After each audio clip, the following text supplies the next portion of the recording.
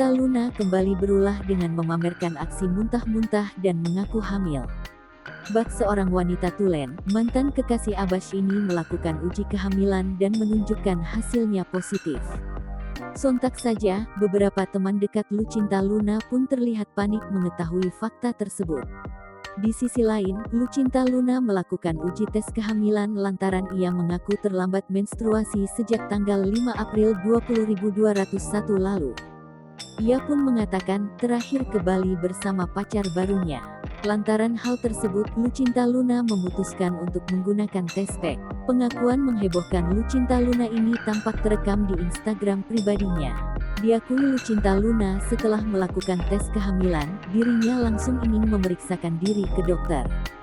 Sementara itu, seorang teman Lucinta Luna tampak mengkhawatirkan status Lucinta Luna yang belum menikah.